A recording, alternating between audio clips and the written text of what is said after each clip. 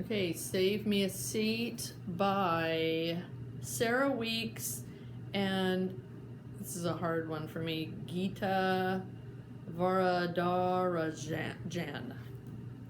Okay, so each chapter is from someone else's point of view, but they're shorter, so I think I might read two. So the first one is Ravi. Most people in America cannot pronounce my name. On the first day of at my new school, my teacher, Mrs. Beam, is brave enough to try. Suryanyane, she says, her eyebrows twitching as she attempts to sound it out. Suryanariyanan, I say slowly. Riyanan,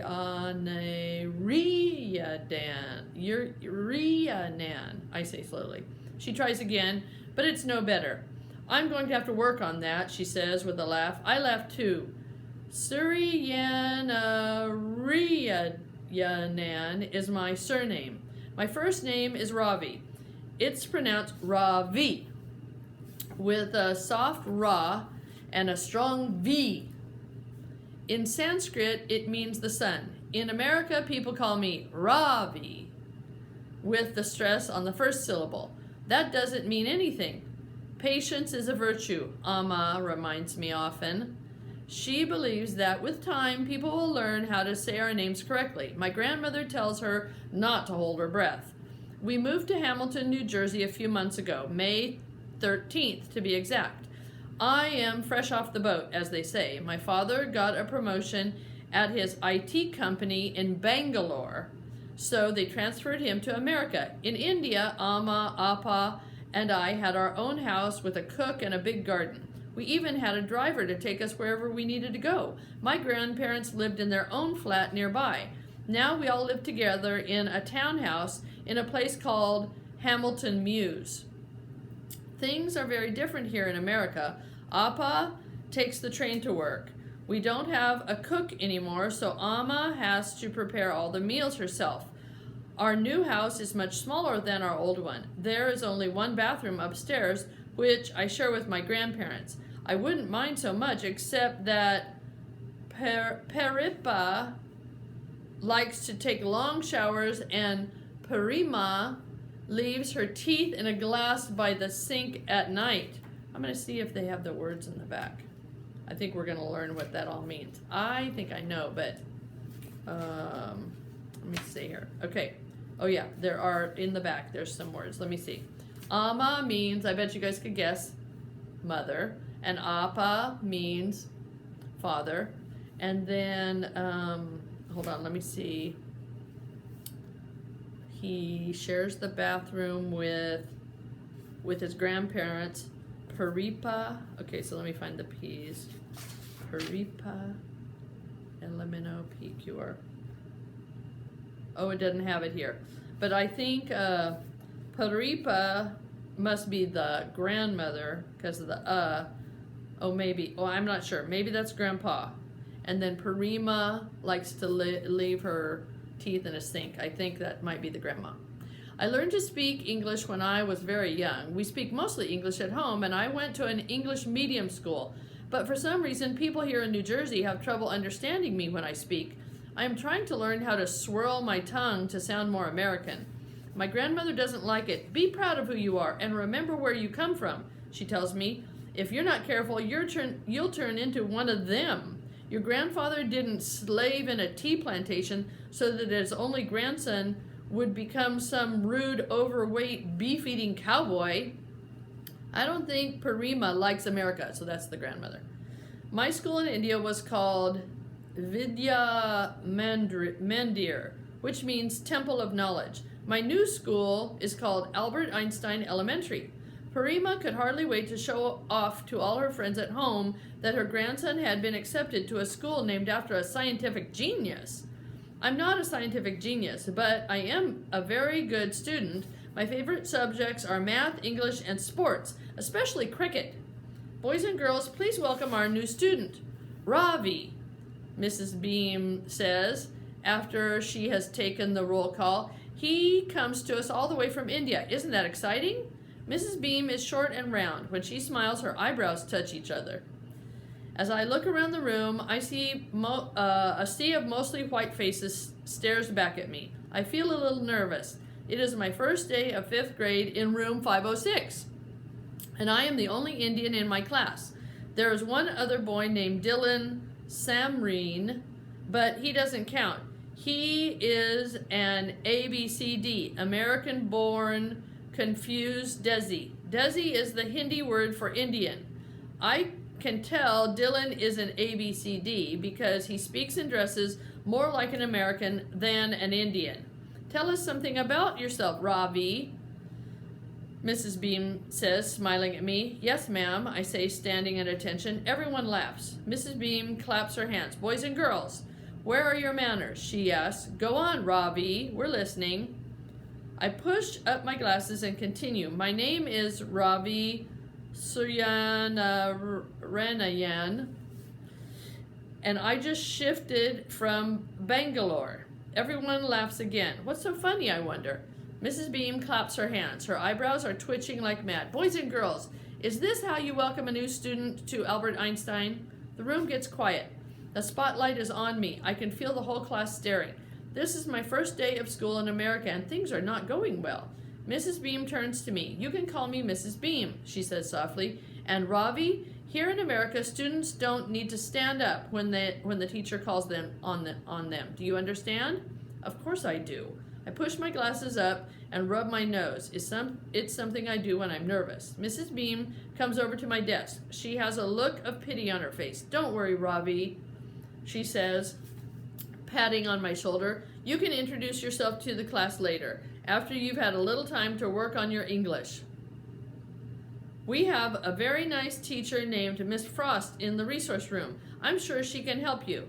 I want to say, number 1, my English is fine. Number 2, I don't need Mrs. Frost. Number 3, I was top of my class in Varadarajan.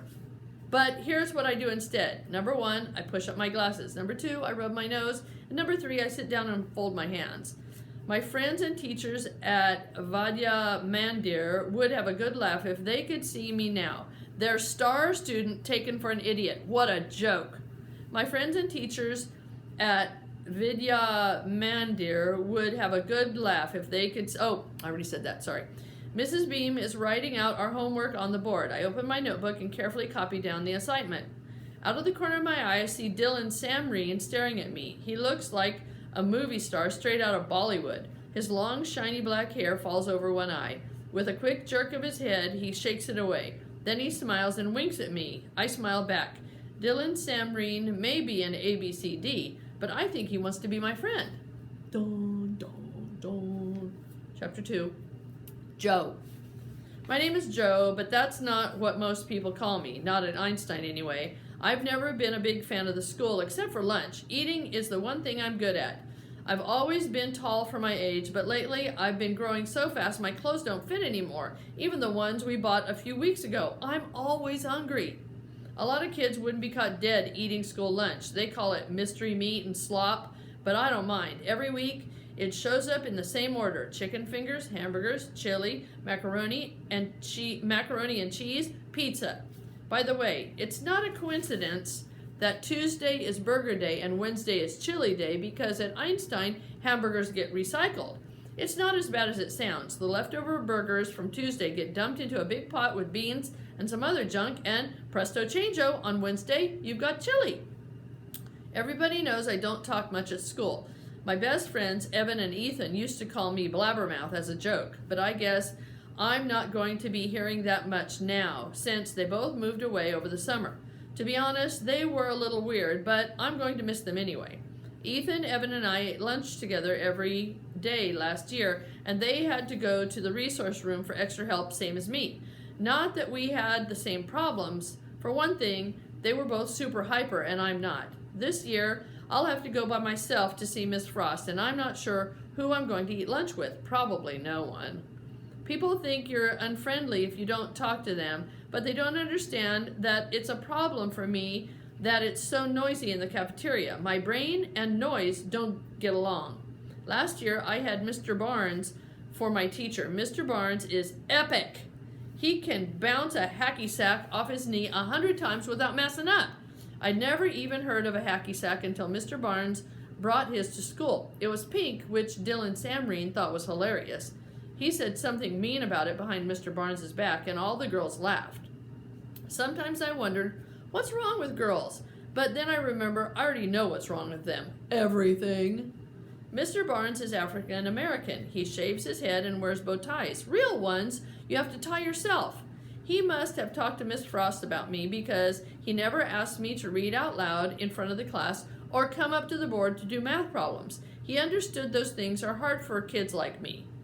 Some people don't mind having everybody looking at them. Dylan Samreen, for one. He wears his pants pulled down low and his underwear sticking out the top. He wants people to see it.